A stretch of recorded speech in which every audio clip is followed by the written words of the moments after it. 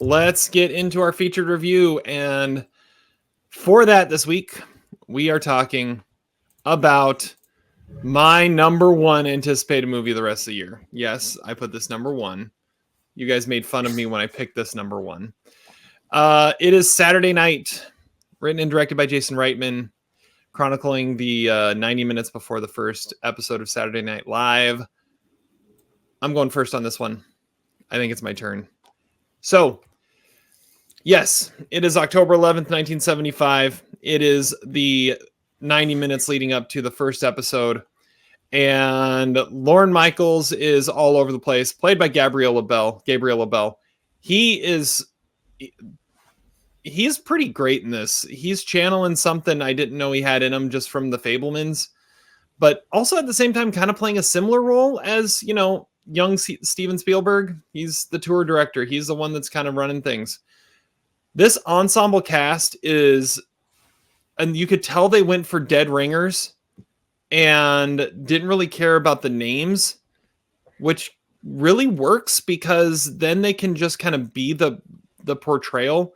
You've got a couple people that are recognizable in here. You've got Lamorne Morris playing Garrett Morris. I wonder if there's any relation there because he looks exactly like him. Dylan O'Brien is Dan Aykroyd. The only other one of the cast members I'd know, Corey Michael Smith as Chevy Chase. I'd seen him in Gotham. He'd played the Riddler. But you've got Ella Hunt as Gilda Radner, Emily Fairn as Lorraine Newman, Matt Wood as John Belushi, Kim Matula as Jane Curtin. Some other recognizable faces: Rachel Sennott pops up, Finn Wolfhard, Willem Dafoe, J.K. Simmons as Milton Berle for some reason. The huge cast, great, and they work great together.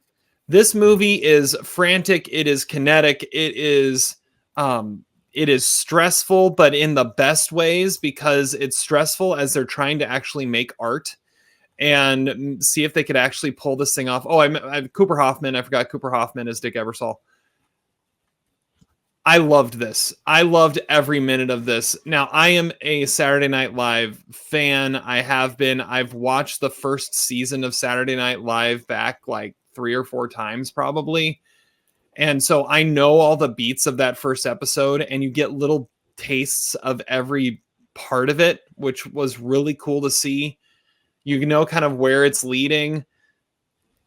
I didn't fully know the story behind how much pressure they were under, how everyone was expecting them to fail, how they had Johnny Carson ready to run a rerun, and for when they did fail, not necessarily if, but when they failed. And now it's 50 years later and they're still on the air. I was as entertained by this as like any movie I've seen in the theaters this year. I'm giving this 4 stars, and I'm not really ashamed to admit that I loved every minute of this. It's going to be very high on my ensemble cast list at the Pinos this year, because I think that's what makes this movie great, is the ensemble and everything that goes into it. So I loved it. Todd, you were sitting right next to me. Did you love it? We didn't talk about this at all. Well, I mean, I'm not a Saturday Night Live guy, really. I've never seen a single second of the early seasons. I don't really watch it very much. What I thought this was it owed a lot to was Aaron Sorkin and Studio 60 on the Sunset Strip, which similarly has a lot of walking and talking, a lot of backstage drama leading up to a production of an SNL type show. And that's not about real people or a real show, but it was great. This I don't know. I mean, I just feel like that show got canceled too, by the way. And why? Because I heard on a podcast recently, these people were talking about the potential box office prospects of Saturday Night. And they're like, does anybody really care 1 ounce about Saturday Night Live who doesn't live in New York or LA? And I would argue the answer is generally no. But I mean, I love this kind of stuff usually, but then, I mean, only times I ever really watch SNL are when I really like the host or whoever's hosting that day. And even then I'm watching it after the fact. So I didn't really get absorbed in this the way someone who would if they really liked the show. And another thing I I thought about when I was watching this was a Futile and Stupid Gesture, which was a TV movie about the creation of National Lampoon, which has some overlapping characters like Chevy Chase and company. Like there's some of that too. It's just not goofy. When the movie is really chaotic, like Damien Chazelle, there's some inspiration there. I think he's friends with Reitman, and there's definitely some Birdman in there with like just how you feel like this constant swarming noise and pressure going through every scene. And the overlapping of everything that happens is kind of disorienting. I mean, the movie is too short to really establish the characters as much as you need to really get involved. Like, you know who they are, sort of, but for like a novice like me, I mean, I couldn't really tell one character from the other. Like, there was a guy who came up to Terry and I after the movie and was like whining about why Jane Curtin got shortchanged. I have no idea who Jane Curtin is. I couldn't even tell you who she was in the movie or who was playing her. I mean, if you're not on the inside, then I feel like you're going to be lost by this. And I was really lost. And Jane, you ignorant slut. You never What? heard that before? Jane, you ignorant slut. That's who No, Jane Curtin I don't know what Terry you're talking knows about. All right, sorry. I know what you're talking about. Gabriel LaBelle is really good in this. I think he could be the next great actor. I mean, I told Terry he could be the next Hanks. He could be the next Michael Keaton. He works with great directors, and if he keeps getting lead roles like this and in The Fabelmans, then he could end up being like the next star. I don't know, in his age range, I don't know who else could be potentially that. I think the MVP is Nicholas Braun, who I remembered from Zola because he plays both Jim Henson and Andy Kaufman. He is very tall. I don't know if he's supposed to be that tall. I don't know. There is sort of like an ugly beauty to this movie, but I mean, I think Reitman is a good director, but it's been 15 years since Up in the Air. I mean, and it's like he hasn't really made a good movie without Diablo Cody since then. And I think we all just want more John Belushi. I mean, I think the cast kind of wanted more of John Belushi, and I think the audience does too. I'm at 2.5 stars. I couldn't get there. I was really kind of let down, but then again, I'm not really surprised. Yeah, the guy who played John Belushi is out of this world. Like, he is John Belushi. 4 other members of the cast I need to shout out that I had missed. John Baptiste plays Billy Preston. You've got Tracy Letts popping up. Matthew Reese is a dead ringer for George Carlin. That was kind of ridiculous. And then the one that I had to lean over and laugh and mention to Todd, and he didn't even notice him, Robert Wool in the control room. Like, as soon as he popped up, I'm like, wasn't it just a month ago we were talking on the Batman Deep Dive? What the hell happened to Robert Wool? Well, guess what? He's in Saturday Night. So there he is. That's what happened. Paul Rust is also in this as Paul Schaefer, which I did not know he was an SNL person. So Paul Schaefer was the original music director on Saturday Night Live. So now, do you know who? Zach. Do you know who the original music supervisor was though on Saturday Night Live, Terry? Here's some real SNL trivia for you. Like the first music person to oversee all the music on it.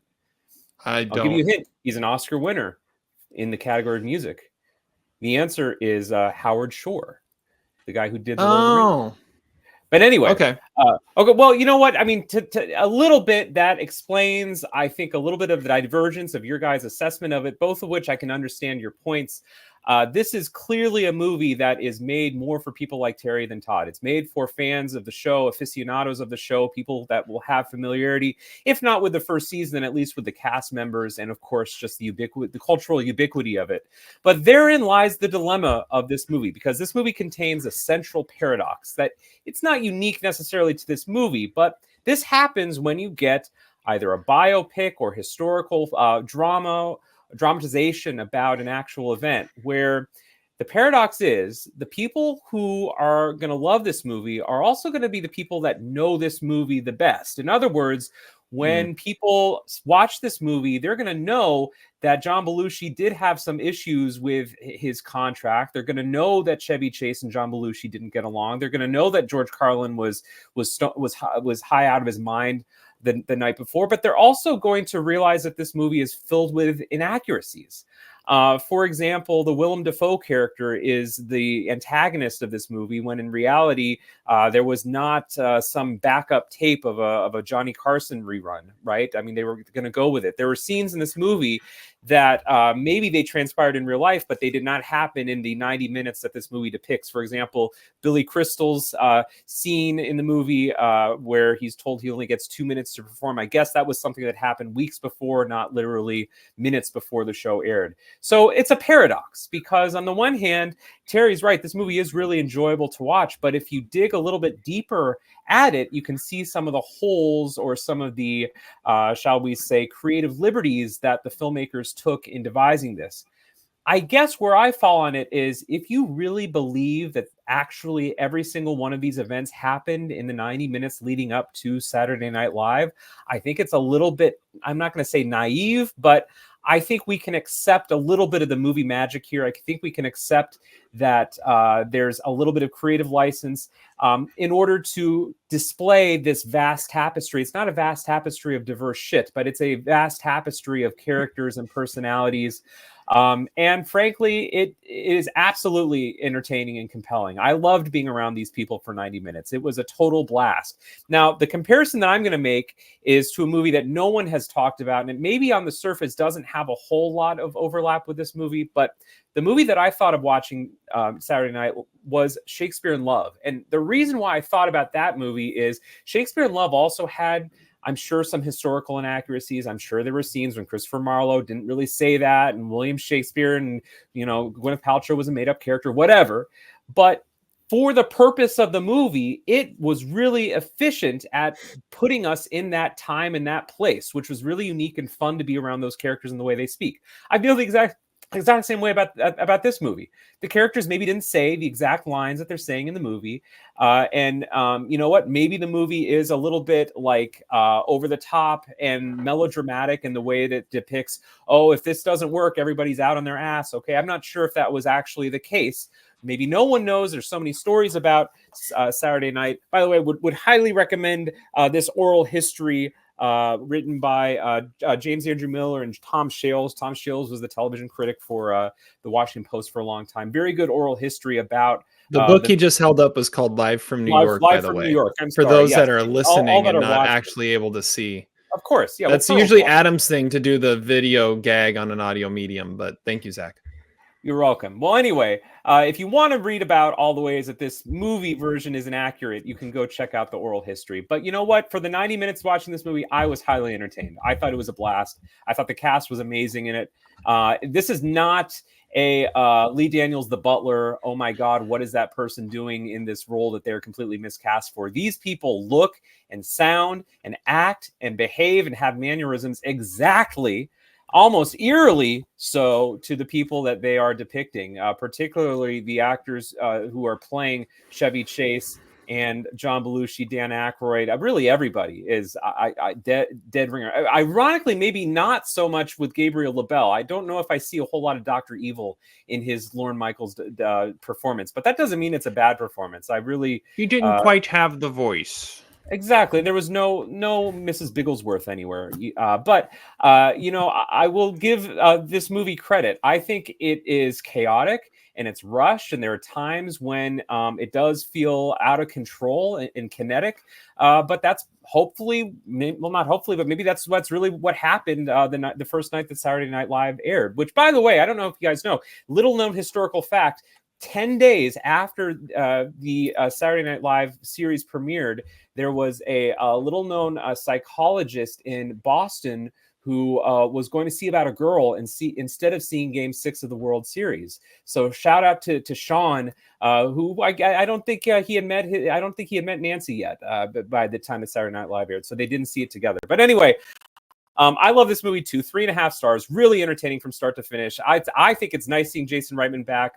This movie was a total blast. Loved it. Yeah, I'd love to see like Corey Michael Smith, the guy who plays Chevy Chase. He's got the look and the charisma to be a movie star, and I'd love to see him actually get a chance after something like this. I did watch several seasons of Gotham, and he was really good as Edward Nygma. And so when he popped up here, I'm like, I actually know that face, but I don't remember it in anything. I mean, apparently he was in May, December last year. I don't remember him at all, but I'd love to see him pop up in more stuff. That it'd be cool to see. He was in Carol and First Man. He played Roger Chaffee. He's a dead ringer for Roger Chaffee. That was a great call. Anyways, yeah. I think Joel McHale was better as Chevy Chase in A Futile and Stupid Gesture. But, I mean, he was a little older, but I think he got it. The mannerisms down more. But, I mean, this guy looked like him more, I guess. One of the things that I love about movies like this, and I would also put, Todd mentioned Aaron Sorkin, that's obviously a good call. The Lucy movie was kind of similarly structured to this movie. I could also see a little bit of like early Ron Howard movies, The Paper especially, but also Apollo 13, and just the sort of chaotic nature of being behind the scenes of everything. That's really, it's got great performances. It's a great historical overview of Saturday Night Live. But the thing I love the most about it is it's about the act of creation. And quietly, maybe Terry will disagree with me, the first few seasons of Saturday Night Live, I don't know, they vary in how well they age. Some of it's funny, some of it is a little bit dry and slow. What I really love that this movie did is it didn't really show anything from the actual episodes. You sometimes get little previews of sketches that maybe later aired. But this movie is all about the chaos behind the scenes. And, it takes a lot of insanity and a lot of craziness and a lot of coordination to make this stuff happen. And I think that's something that goes underappreciated a lot. So this is a genre of movie I respond really well to. And as with anything great, there is always chaos behind the scenes. And I think this movie does a really, really nice job of conveying all the passion and effort and frankly, setbacks and obstacles that these people had to face in order to do something that they didn't know was going to be as great and as iconic as it ultimately ended up being. By the way, so how do you not like Birdman then? Because Birdman is exactly the format of this movie. But see, there's a crucial difference. Birdman is not about the process. Birdman is about Alejandro. And it is about his ego. It is not about the characters. The movie never for 1 second cared about the world of the characters. It only cared about a director's ego. I don't know. I could never get. That's all it cares about. Like this is also pretty much in real time. It's doing the exact same thing, and Birdman probably works better at that. But it is by a better director too. I guess I don't know. I mean, it's the same kind of thing. I don't know how you could say that they're that different. Well, I think the biggest difference is maybe again the perspective that you have as an SNL fan. I know the people that they're referencing. I can recognize the greatness in the performances, whereas Birdman felt cardboardish and robotic and kind of by the books. This movie felt fresh because it was behind the scenes of the lives of the people that we've only known on Saturday Night Live. I don't want to compare the two movies. I mean, don't say we because I don't know who these people are. Like you, I mean, that's why it's a thumbs down movie because it's just. I mean, if you look at it without the bias that you already have, then you're going to say like, yeah, it's not very good. I wouldn't say I have, but in fact, I went into this movie skeptical. You just said you did. You just said the difference between this and Birdman is that you know who they're portraying. That's the only difference. Yeah. And you gave Birdman a thumbs down. You gave this 3.5 stars. Like, I mean, I'm confused. Well, I gave Birdman 3.5, and I'm giving this 4. I do see the point that it is something where you kind of need to know and have a background of the people, of the characters to fully appreciate everything that's going on. To go back a little bit to what Zach said, the first couple seasons of SNL are a little hit or miss at times. As you could tell, they were trying to find their footing. I still have no idea why Jim Henson and the Muppets were on SNL. Like those, whenever they pop up in the early seasons, I'm like, what is going on? The Albert Brooks films are never worth it in there. But they find their voice, and it's kind of like what they say in this movie. What is the show? I don't know. We'll see what happens when the camera turns on, because they weren't quite sure what they were going to make the show into. So I don't think this movie's going to perform. To go back to the Birdman comparison, I don't think this movie's going to do particularly well at the Oscars. I think there's too many people who are either on the boat of this movie gets too many things wrong or is too corny at times. or that it's not highbrow enough because it isn't done in a single shot. But I have a suspicion that even though this movie's getting good reviews, cast. it's not. I would be surprised if it gets nominated for Best Picture. Not impossible, but I would be surprised at this point. Now, Todd, you were saying that it's being debated on whether or not this is going to be running for original screenplay or adapted screenplay. Well, they were pushing for original, but I don't see how you could make it original. You play the character. You have the. It's based on a show. It's you have characters portrayed from the show that are on. It's no different than Borat. It's going to be adapted, right? It has to be if they're consistent at all. Borat is a fictional character that's being portrayed throughout the whole thing. These are real people. All right. Well, I give it 4 stars. Zach gives it 3.5. Todd is not a fan of SNL or Saturday Night, so he gives it 2.5. Right? You said 2.5. Yeah, 2.5. Okay. Well, we're gonna